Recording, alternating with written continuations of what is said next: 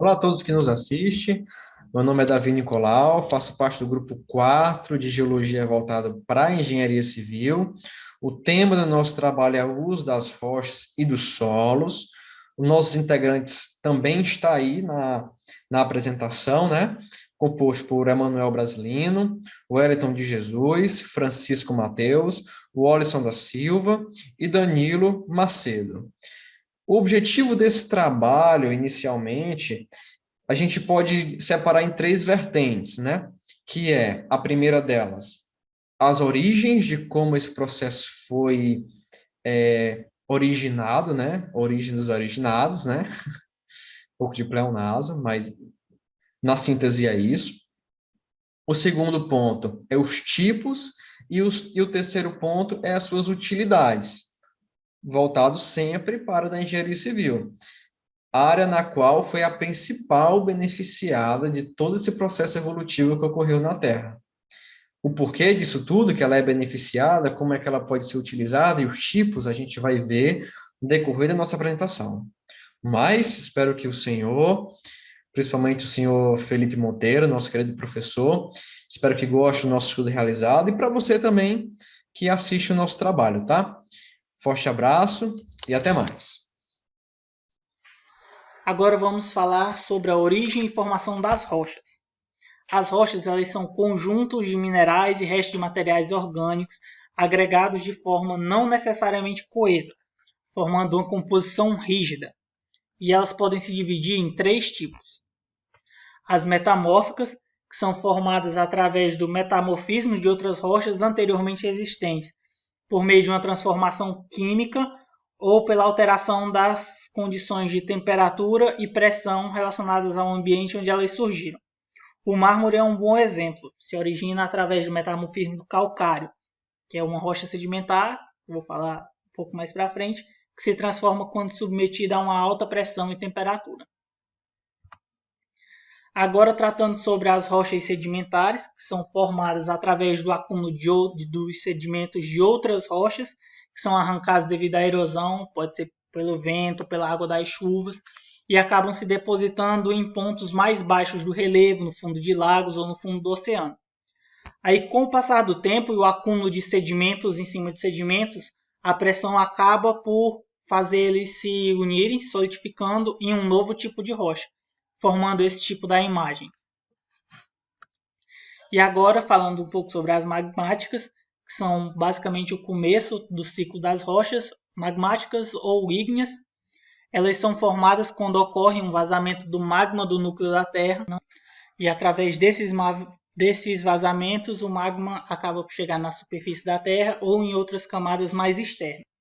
E aqui temos mais uma subdivisão entre as rochas magmáticas intrusivas, que são quando o magma acaba por vazar para uma camada mais interna e ele se resfria de uma forma mais lenta e gradual, formando assim as rochas, como eu já falei, intrusivas, com um bom exemplo, o granito. E nas extrusivas, que é quando o magma acaba por sair na superfície.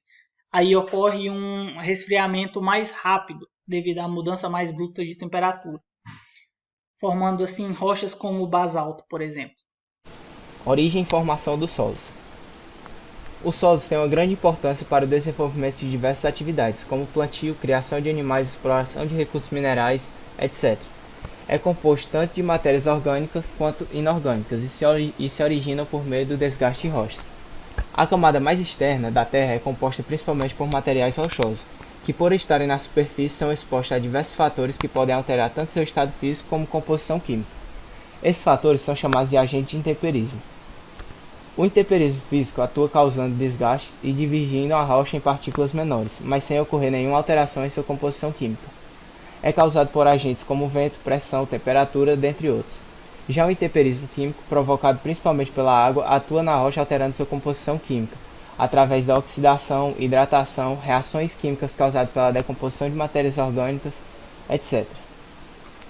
Aqui nós temos uma imagem que mostra de maneira mais dinâmica o que eu acabei de explicar. No começo nós temos uma rocha matriz, que sofre desgaste e decomposição através do intemperismo.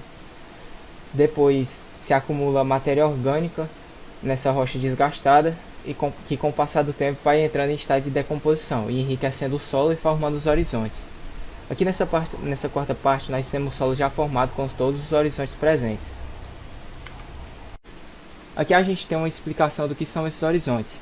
O horizonte O é uma camada composta principalmente por matéria orgânica e água.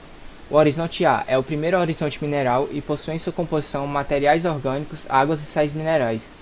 O horizonte B é um horizonte com grande presença de minerais, mas ainda acumulando matérias orgânicas dos horizontes já citados, que são o horizonte O e A. O horizonte C é constituído principalmente por fragmentos da rocha matriz, e a rocha matriz são as rochas que dão origem ao solo. Olá, meu nome é Alisson Franco e eu vou falar sobre os tipos de rochas. Então, começando aqui pelo granito, né? O granito é uma rocha ígnea que, devido ao seu processo de formação, ela é classificada como uma rocha plutônica. É composta principalmente por quartzo, feldspar e minerais de ferro magnesianos. E as tonalidades de cor elas variam de cinza, rosa e avermelhada. Né? Aí, isso aqui vocês podem ver, né? Tem aqui uma imagem do granito. Ela é uma rocha muito magmática, né? Caracterizada pelo altíssimo grau de dureza, que ela também é bastante resistente a riscos, como manchas e elementos químicos. Então ela é uma rocha muito resistente. A próxima aqui é o basalto.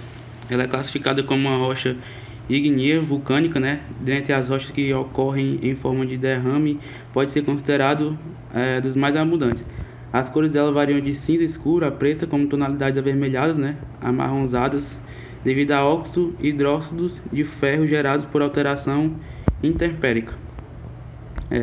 Tá aqui a foto, né, do basalto.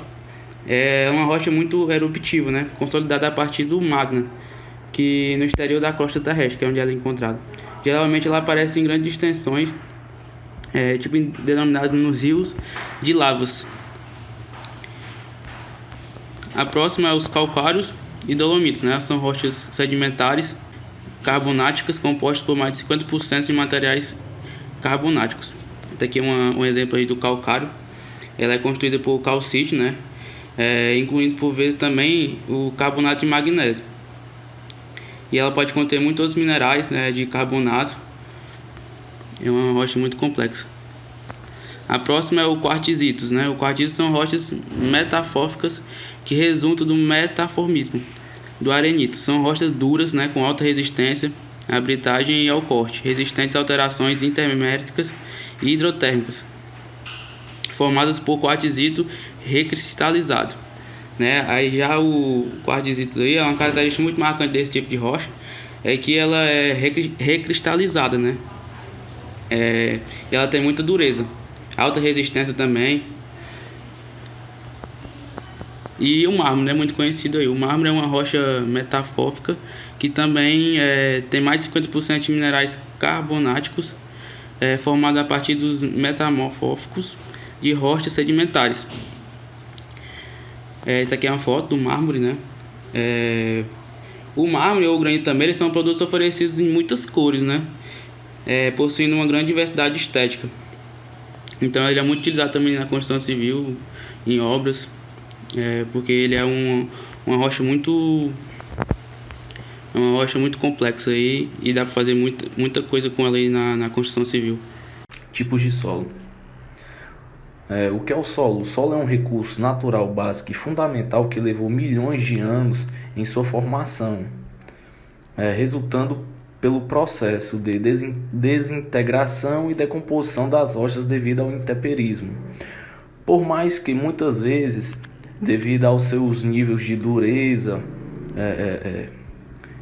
e que pareçam ser indestrutíveis, as rochas elas acabam passando por um processo de decomposição, mesmo que seja lentamente. O intemperismo é um processo geral que causa essa degradação, essa deterioração das rochas. Ele é responsável por produzir todas as argilas, todos os solos e substâncias dissolvidas que acabam sendo carregadas por rios e até mesmo oceanos. Sua composição e aparência, denominadas perfis de solo, Os perfis de solo são formados por até 6 horizontes, camadas de distintas cores, texturas comunentes, paralelas e superfícies terrestres.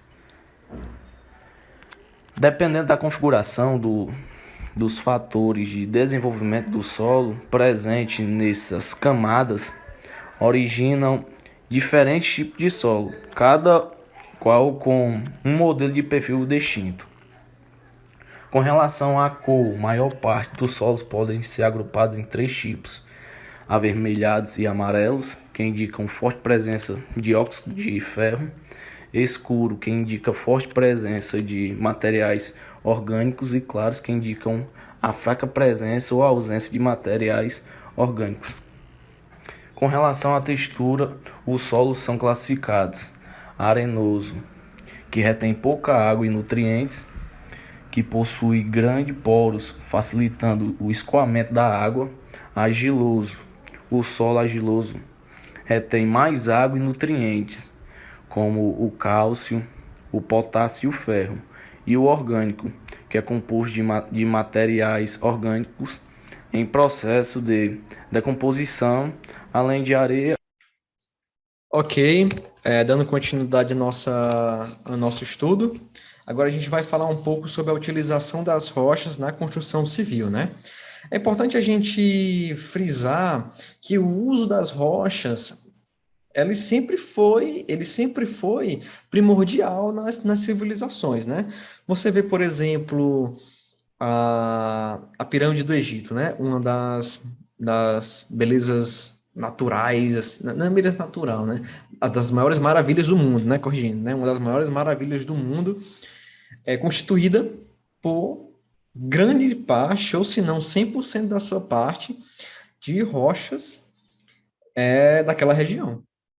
Então, e quando você pegar, foi só o Egito? Não, não foi só o Egito. Se você acessar também, tem na Turquia algumas construções feitas na pedra, que era feita para sepulcro e tal. As pessoas colocavam os corpos das pessoas que já faleceram em alguns quartos lá. E assim como com os incas, tem um templo lá que eles fizeram aquela construção exclusivamente de rochas. Então, é muito interessante como o ser humano ele teve essa expertise de usar o meio natural a seu favor, como um poderio militar, como uma vantagem pessoal, sobrevivência, enfim.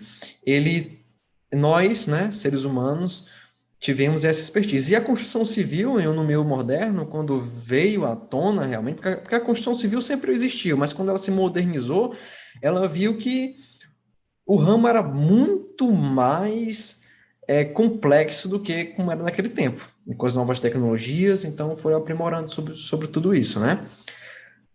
Sabido de tudo isso, é interessante a gente frisar algumas propriedades que já foram ditas aqui indiretamente.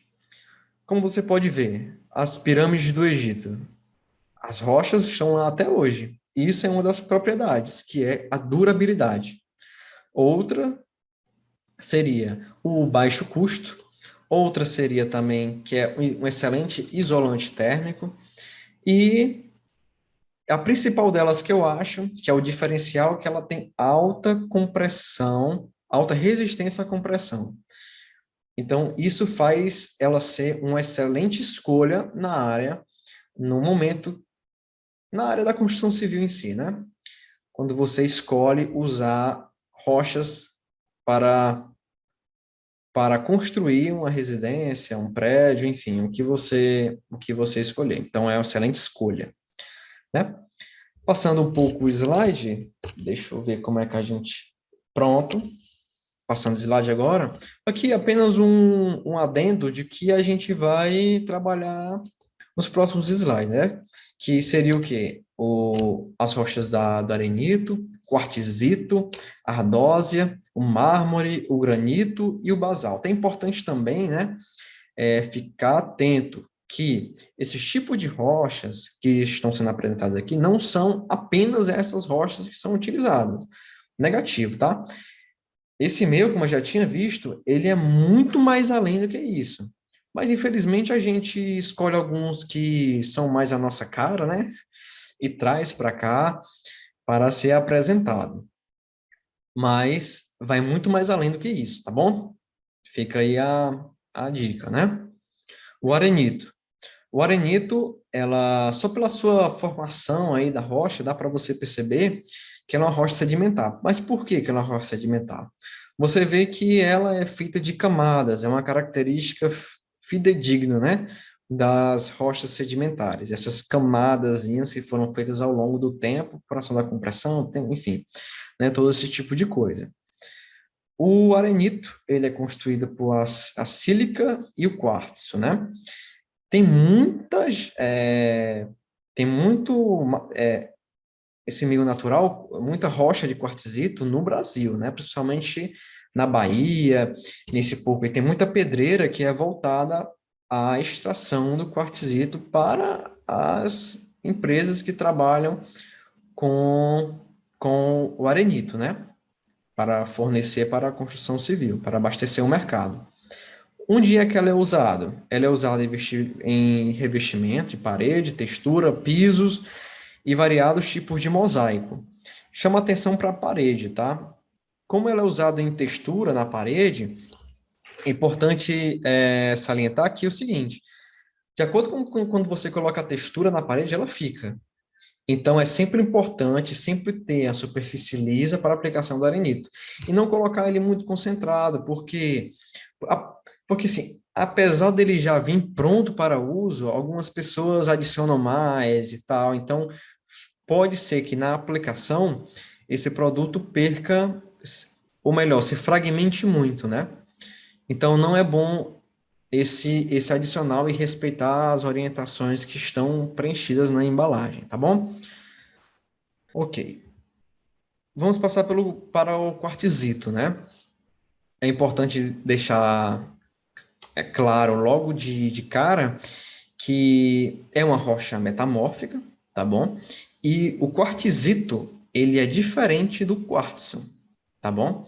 O quartzito, ele é composto por 75% de quartzo e 25% de outros elementos. É muito utilizado, é muito comum a gente ver bancadas de cozinha, né?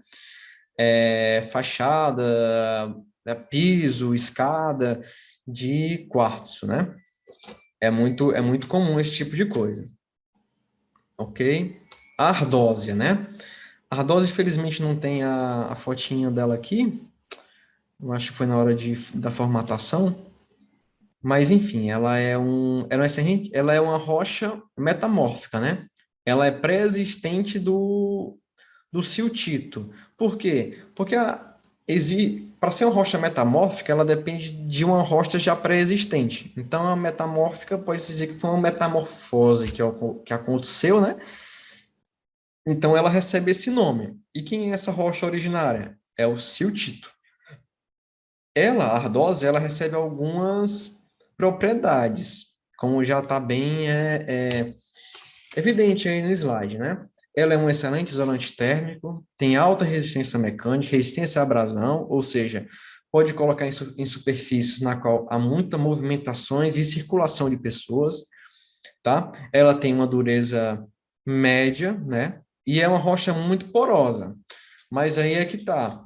Ela é menos porosa do que o mármore. O mármore consegue ser mais poroso do que a ardósia, tá? Então, em uma escala ficaria com mais porosidade, né? Que seria o mármore, a ardósia e o granito, tá bom? Nesse ranking aí. Mas esse problema, ele não é tão grave assim. Mas por que ele não é tão grave? Porque hoje a gente já pode utilizar métodos de hipermeabilização. Então, você passa o hipermeabilizante na ardósia, vamos supor aqui, no seu balcão, no seu piso, enfim, né?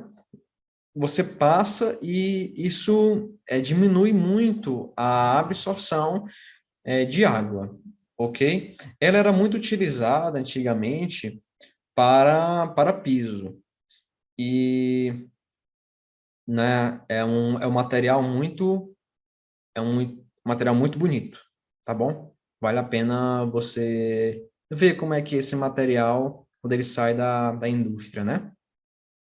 Ok, vamos... Ok, o mármore. O mármore, ele é classificado também como uma rocha metamórfica. E qual é a sua rocha pré-existente? É o calcário, né?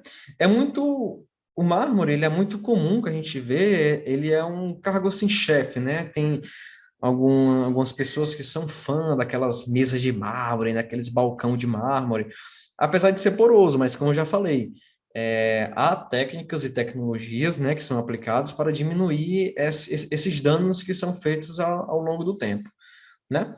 Mas ele é um excelente artefato, né? Um excelente utensílio decorativo, tá bom? Ok. E agora o granito. O granito, diferentemente das rochas anteriores, ele é uma rocha magmática, né? Aí você pergunta, Davi, mas uma rocha magmática no Brasil e tal, como o basalto também, né? É uma rocha magmática, mas como é que pode isso? Como foi bem já mostrado nas apresentações anteriores, acredito eu, né? Que o Brasil, alguns estudos falam que o Brasil foi um dos primeiros continentes, talvez os primeiros continentes a serem feitos. É tanto que no Brasil não há dobramentos modernos, que são formações rochosas, né? Características de continentes onde são mais novos, assim. O Brasil é considerado um continente, assim, já velho, mais antigo. Então, o granito, ele é uma rocha magmática, um processo que já ocorria há muito tempo atrás, e ocorreu aqui no nosso país, né? Ele é usado muito na engenharia civil, na brita, formação de brita, né? Então, a brita, eu posso dizer assim, eu posso ousar dizer, né? Que ele é um material, assim, um material mãe de todo a engenharia civil.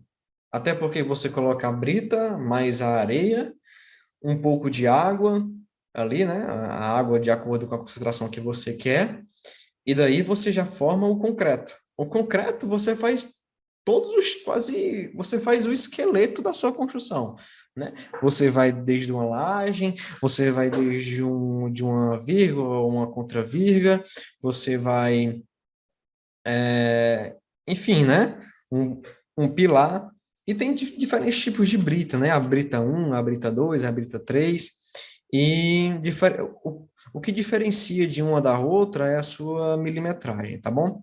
E o que ela é feito, né? O que é que o concreto, a partir do granito, que é da brita, né? Pode ser feito? Pode ser feito blocos, pode ser feito os elementos de fundação, pode ser feito pilar, como já falei, pilar, viga, pode ser feito duto de concreto. Então, tudo isso é feito assim, como elemento chefe da engenharia civil. É só o granito que faz brita? Não é só o granito que faz brita, tá bom? Então, deixo isso aí também claro, que isso já entra naqueles tipos de rochas, ou aqueles outros tipos de rochas que eu falei no início da apresentação, tá? Não se resume só a isso, mas o cargo-chefe é o nosso querido granito, tá bom? Importantíssimo para a nossa área, tá? Outras utilizações, tá? Eu deixo aqui uma dessas imagens, que a primeira delas é o muro de arrimo, tá?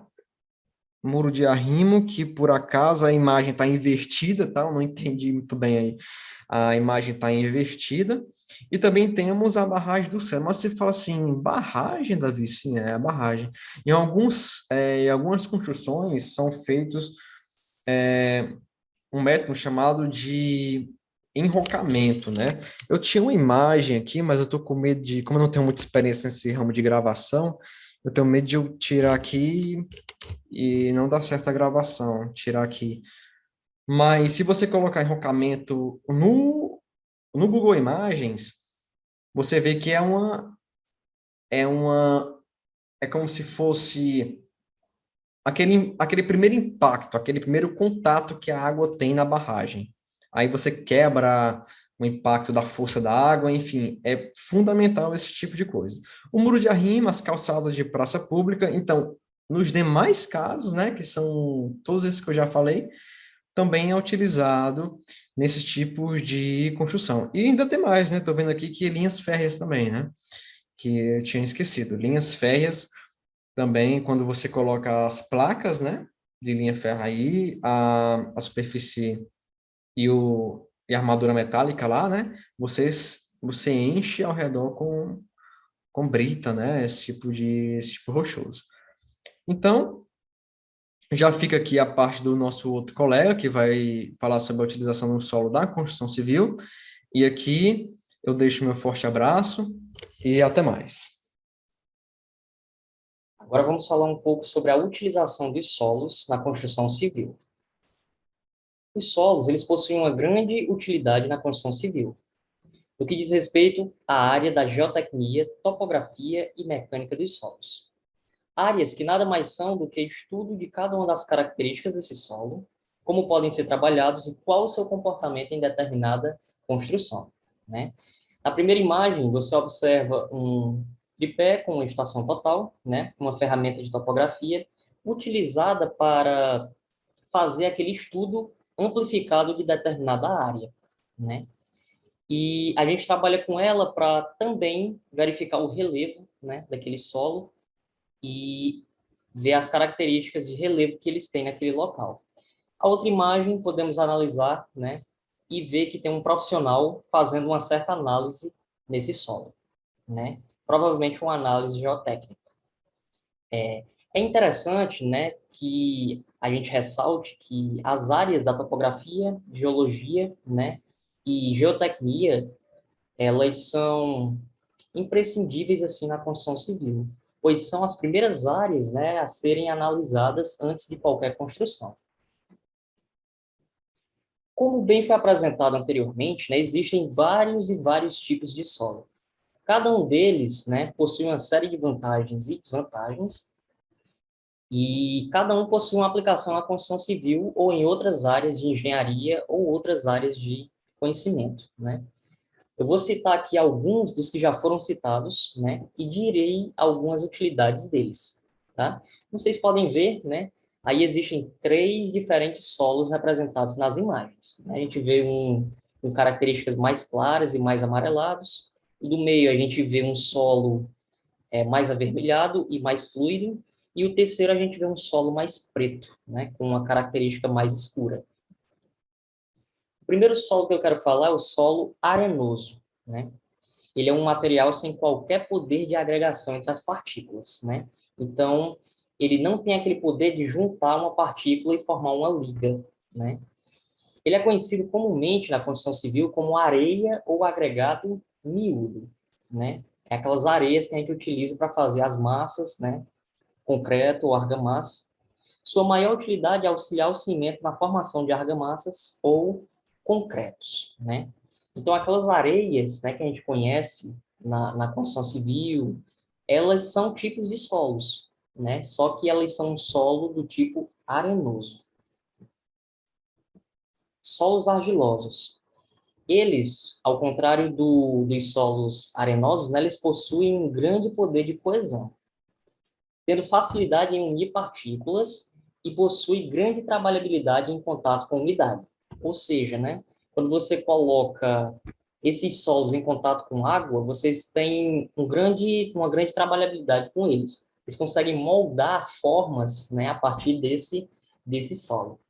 E são bem resistentes quando perdem umidade.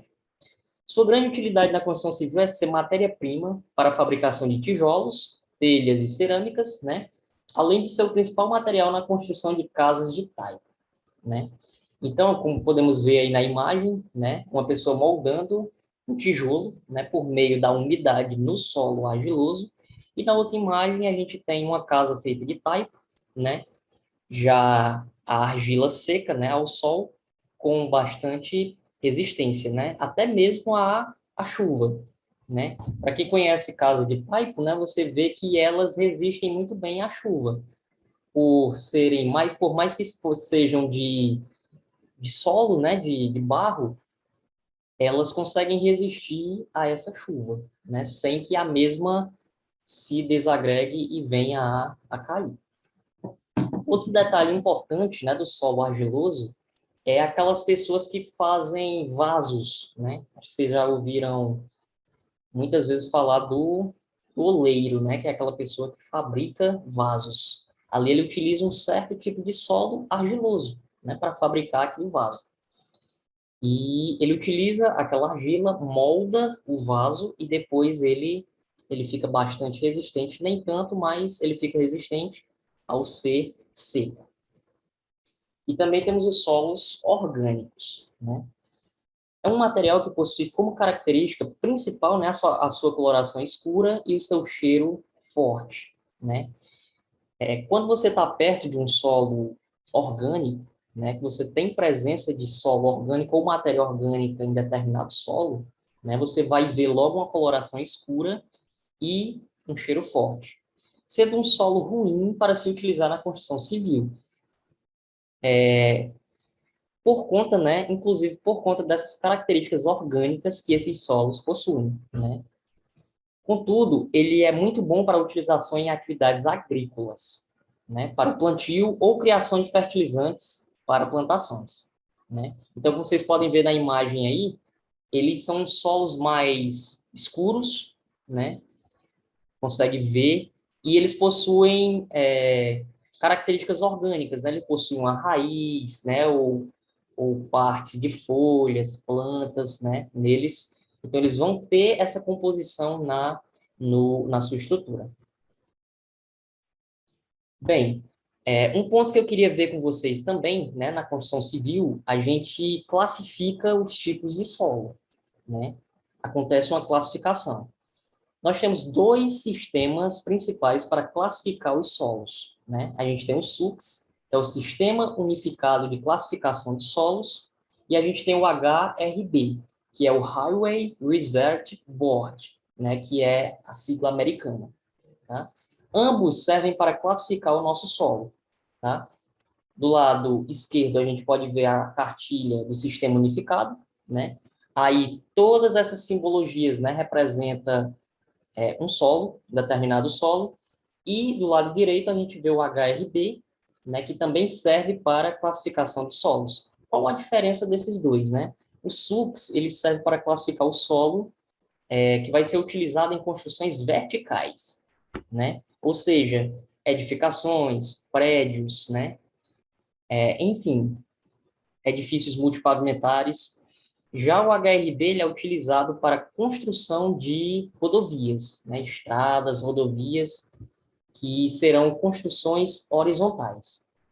E esses solos eles podem ser classificados por ambos os métodos, né? E se você vê, ao classificar um determinado solo, você vê que um sistema ele completa o outro. Se você, por acaso, determinar um solo como sendo arenoso no sistema SUCS, muito provavelmente ele também vai ser arenoso no sistema HRB, né? E é feita uma série de análises, uma série de ensaios antes de chegar nessa classificação, ok? Conclusão, né? Concluímos, portanto, né, que as rochas e os solos, elas possuem grande utilidade, principalmente na construção civil, né? Mas em diversas outras áreas de atuação. E que o conhecimento e estudo desses minerais é essencial para uma boa atuação no mercado de trabalho da construção civil. Ora, gente, em todos os processos de construção, todos os processos construtivos, a gente vai utilizar destes materiais, né? Então, é essencial, é imprescindível, né, que a gente conheça eles, conheça as características, né, fique por dentro do comportamento desses materiais, né, desses minerais, para que tenhamos uma boa atuação, né, no mercado de trabalho. Como assim, né? Qual material você deve utilizar, né? Qual tipo de solo, qual tipo de rocha que você deve utilizar em determinada parte da construção civil, quer seja numa fundação, né? Numa sapata, num baldrame, né? Quer seja nas britas, né? Ao fazer elementos estruturais, quer seja em barragens, em barreiros de açudes, né? Você utiliza muito dos solos. Então, enfim, são N utilidades que a gente tem para esses minerais. Aprenderemos a utilizar dessas rochas e solos da melhor forma em determinada situação, da maneira certa, conhecendo todas as características que cada um possui. tá? Então, é interessante que cada um de nós, né, estudantes de engenharia, a gente venha ter esse contato melhor com esses materiais, né? Lá na frente, quando formos pagar a disciplina de mecânica dos solos 1, mecânica dos solos 2, né? A gente já ter levado esses conhecimentos aqui da disciplina de geologia para aplicar mais na frente, posteriormente, né? Na mecânica dos solos, na topografia, que vai ser de suma importância para cada um de nós. Obrigado, pessoal, e um bom estudo para vocês.